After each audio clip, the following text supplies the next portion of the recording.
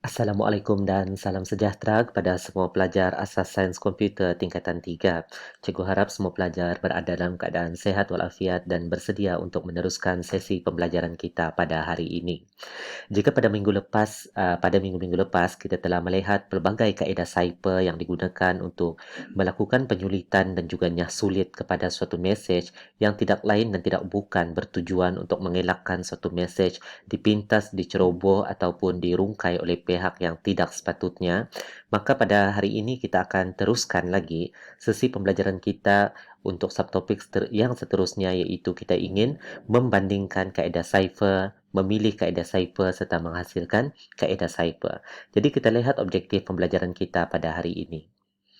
Objektif pembelajaran kita yang pertama adalah cikgu mahu pelajar dapat membandingkan setiap kaedah cipher yang telah kita pelajari dari aspek kaedah penyulitan dan nyah sulit, kunci kriptografi yang digunakan, serta kekuatan dan kelemahan kaedah cipher tersebut dan juga dari aspek keselamatan data.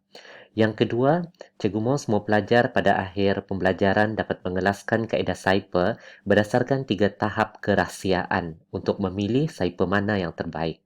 Dan yang terakhir, kita akan menghasilkan satu kaedah cipher bagi menyelesaikan masalah dalam kehidupan seharian. Walau bagaimanapun objektif C ini kita akan sambung dalam kelas seterusnya. Cuma hari ini cikgu akan beritahu sedikit kriteria lah tentang bagaimana untuk menghasilkan kaedah cipher. Baiklah, kita lihat yang pertama membanding kaedah cipher. Membanding kaedah cipher ni bertujuan untuk memastikan suatu mesej sulit yang dihantar oleh pengirim selamat, iaitu tidak mudah diceroboh dan boleh dinyah sulit oleh penerima. Jadi kita telah melihat beberapa kaedah cipher dalam kelas yang sebelumnya. Kita telah mengetahui tentang reverse cipher, substitution cipher dan transposition cipher. Okey, mari kita bandingkan setiap kaedah cipher tersebut dari aspek kaedah penyulitan dan nyah sulit. Kita lihat kaedah cipher yang pertama iaitu reverse cipher. Dalam reverse cipher ini, penyulitan dilakukan dengan cara menyongsangkan urutan abjad di dalam mesej asal. Sama ada songsangan dilakukan terhadap keseluruhan perkataan, terhadap keseluruhan mesej ataupun terhadap abjad sahaja.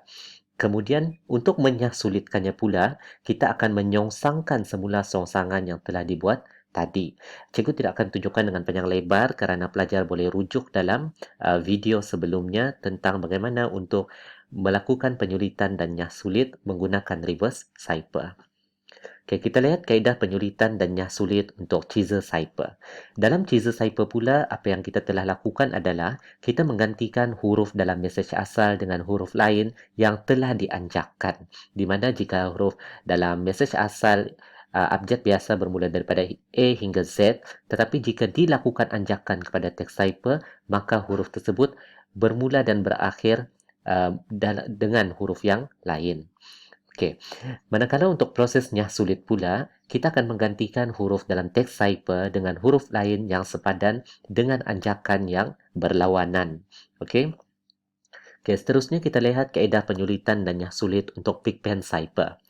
Okey, Pigpen cipher ni dia agak mudah sedikit kerana kaedah penyulitannya hanya dilakukan dengan menggantikan huruf dalam mesej asal dengan simbol grafik yang tertentu. Di mana setiap simbol grafik mewakili perwakilan terhadap suatu abjad. Okey, manakala untuk prosesnya sulitnya pula, kita akan menggantikan semula simbol grafik dengan huruf yang sepadan. Okey, ini pun kita sudah lihat dengan panjang lebar ya sebelumnya. Okey, dalam kolumnar transposition pula, kita mengubah kedudukan huruf dalam mesej asal dan ditulis dalam jadual dari kiri ke kanan untuk proses penyulitan. Manakala untuk prosesnya sulit pula dia terbalik, di mana huruf teks cipher ditulis semula ke dalam jadual mengikut lajur. Lajur mana yang akan bermula dahulu bergantung kepada teks kunci yang diberikan. Dan kemudiannya teks biasanya akan dibaca mengikut baris, iaitu daripada atas ke bawah. Okey, untuk relevant cipher pula, dari segi kaedah penyulitan, kita akan mengubah kedudukan huruf dalam mesej asal dan ditulis juga dalam jadual mengikut bentuk zigzag. Manakala untuk prosesnya sulit, teks biasa yang dibentuk akan dibentuk semula dengan mengisi teks cipher ke dalam jadual baris demi baris mengikut kedudukan pola zigzag. Baiklah pelajar, semua kaedah penyulitan dan nyah sulit ini kita telah lihat dalam video-video penerangan yang sebelumnya dan pelajar boleh rujuk pada video-video penerangan tersebut jika kurang faham dan masih belum menguasai. Okey, kita lihat perbandingan kaedah cipher yang kedua iaitu dari aspek kunci kriptografi. Okey, yang pertama untuk reverse cipher ya. Reverse cipher dia tidak menggunakan sebarang kunci kriptografi sebab dia hanya melibatkan pertukaran kedudukan abjad. Okey, Caesar cipher dia menggunakan kunci simetri. Contoh K sama dengan 5 yang bermaksud 5 anjakan ke kanan. Manakala Pigpen cipher dia juga menggunakan kunci simetri tetapi dalam bentuk perwakilan grafik. Di mana corak grafik itu mewakili huruf ataupun abjad. Okey, dan dalam kolumnar transposition cipher, dia juga menggunakan kunci simetri dalam bentuk perkataan. Contoh K sama dengan MAT. Kuncinya ialah MAT. Jadi bilangan huruf kunci akan merupakan bilangan baris urutan abjad kunci menentukan urutan lajur untuk dibaca. Bilangan baris sama dengan bilangan abjad dalam message bahagi bilangan abjad di dalam kunci. Okay, dalam reference cipher pula, kunci kriptografi yang digunakan ialah kunci simetri. Contohnya K sama dengan 4, di mana nilai kunci merupakan bilangan baris dan bilangan abjad message merupakan bilangan lajur. Okay, kita lihat perbandingan yang seterusnya dari segi aspek kekuatan dan kelemahan setiap kaedah cipher. Untuk reverse cipher, kekuatannya ia mudah digunakan. Namun demikian, kelemahannya ialah dia tidak menggunakan sebarang kunci, menyebabkan reverse cipher ini mudah untuk dinyah sulit. Ya, mudah untuk dinyah sulit kerana kita boleh cuba jaya. Ya. Yang kedua untuk Caesar cipher, kekuatannya ialah dia menggunakan kunci dan abjad teks biasa diganti dengan abjad yang lain. Namun demikian, ia juga mudah digodam. Ya, kerana kita masih boleh menggunakan kaedah cuba jaya untuk meramal berapa nilai kunci yang digunakan. Untuk Pigpen cipher pula, dia menggunakan kunci dalam bentuk perwakilan simbol. Itu dia punya kekuatan lah, bentuk simbol. Namun kelemahannya, mudah dinyah sulit jika perwakilan simbol diketahui. Jadi apabila simbol grafik yang digunakan itu mudah ataupun diketahui oleh seseorang, maka mudah untuk mereka mentafsir ataupun merungkai mesej yang dihantar. Okey, kolumnar transposition pula, dia menggunakan kunci untuk menentukan urutan lajur, menyebabkannya sukar diramal. Itu dia punya kekuatan. Namun demikian kelemahannya, abjad tidak ditukar kerana abjad yang sama digunakan pada teks biasa dan teks cipher. Namun demikian, ia mengambil masa yang lama untuk dirungkai. Relevant cipher pula, dia juga menggunakan kunci yang menentukan bilangan baris yang menyebabkannya sukar diramal. Lebih kuranglah dengan columnar transposition tadi ya. Namun demikian, sama dengan columnar transposition, kelemahannya adalah abjad tidak ditukar kerana masih menggunakan abjad yang sama yang terdapat di dalam message untuk dijadikan abjad di dalam teks cipher.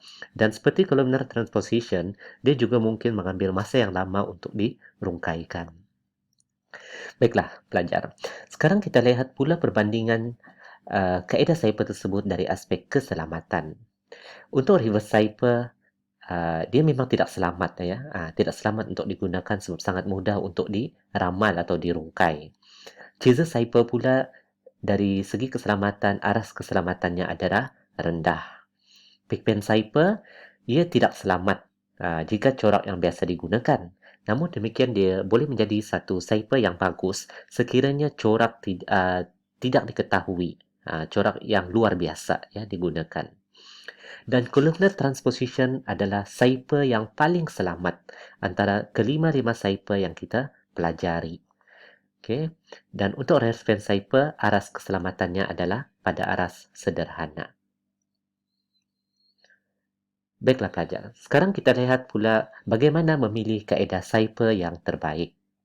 Okey, kriteria pemilihan kaedah cipher yang pertama adalah ia mestilah mudah digunakan untuk penyulitan dan yang sulit. Okey, yang kedua, tahap kerahsiaan sesuatu message.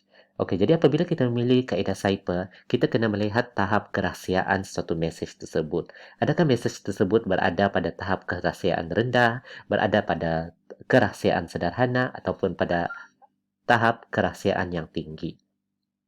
Jadi kaedah Cypher ini apabila kita kelaskan ataupun mengikut tahap-tahap kerahsiaan ini, kita dapati bahawa reverse Cypher dan Pigpen Cypher berada pada tahap kerahsiaan yang paling rendah. Dan untuk tahap kerahsiaan yang sederhana, kita boleh kelaskan Pigpen Cypher, Teaser Cypher, Relevant Cypher dan Columnar Transposition Cypher. Kenapa cikgu letak sekali lagi Pigpen Cypher? Kerana Pigpen Cypher ini dia berada pada tahap kerahsiaan yang rendah apabila simbol grafik tersebut adalah simbol yang biasa dan mudah untuk diramal. Namun demikian apabila simbol grafik yang digunakan sukar untuk diramal,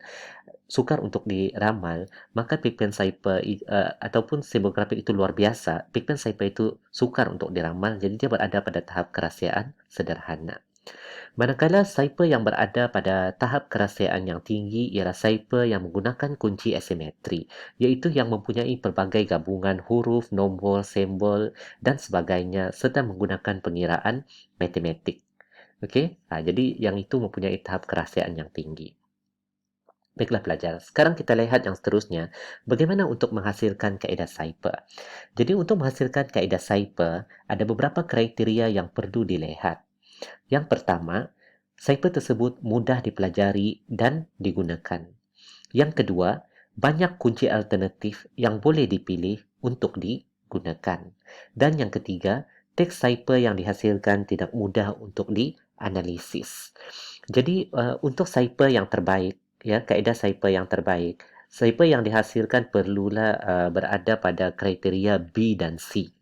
Ya, B dan C. Manakala untuk Cypher yang berada pada tahap rendah dan juga sederhana, dia mungkin berada pada kriteria A. Ya, jadi untuk kriteria yang sederhana dan tinggi perlu berada pada kriteria B dan C. Okey, di sini cikgu paparkan satu contoh kaedah Cypher baru yang dihasilkan menggunakan pelbagai bentuk, ya, corak dan juga kunci. Okey, jadi cikgu tidak akan huraikan dengan lebih lanjut berkaitan kaedah Cypher ini. Pelajar akan rujuk dalam buku teks muka surat 51 hingga 54 untuk penghasilan kaedah Cypher baru, dan kita akan menghasilkan satu Cypher baru dalam kelas yang seterusnya. Baiklah pelajar, jadi untuk hari ini setakat itu sahaja penerangan ringkas daripada cikgu, dan hari ini kita lebih kepada melihat semula kaedah-kaedah Cypher yang telah kita pelajari sebelumnya, di mana kita cuba melihat perbandingan setiap kaedah-kaedah Cypher tersebut. Jadi sebagai kesimpulan untuk pembelajaran kita pada hari ini, yang pertama, Columnar Transposition Cypher adalah Cypher yang terbaik dari segi ciri keselamatan, dan Reverse Cypher adalah yang paling rendah dari aspek keselamatannya. Okey, berdasarkan jenis Cypher yang kita pelajari. Penggunaan kaedah Cypher yang kompleks akan menyukarkan pihak lain menceroboh maklumat. Manakala pemilihan kaedah Cypher bergantung kepada situasi mengikut tahap kerahsiaan sesuatu mesej. Baiklah pelajar. Selain itu juga sebenarnya penggunaan kaedah Cypher ini yang kita pelajari ini hanyalah satu daripada kaedah dalam keselamatan cyber ataupun cyber security yang digunakan untuk menjaga keselamatan data dan sistem komputer. Sebenarnya dalam cyber security terdapat pelbagai lagi kaedah-kaedah yang lain. Jadi itu sahaja untuk sesi pembelajaran kita pada hari ini. Kita berjumpa lagi dalam kelas yang seterusnya pada pada minggu hadapan. Jadi jangan lupa untuk menyelesaikan tugasan yang cikgu berikan dan hantar kepada cikgu mengikut masa yang telah ditetapkan. Kita berjumpa lagi dalam sesi seterusnya. Sekian, terima kasih.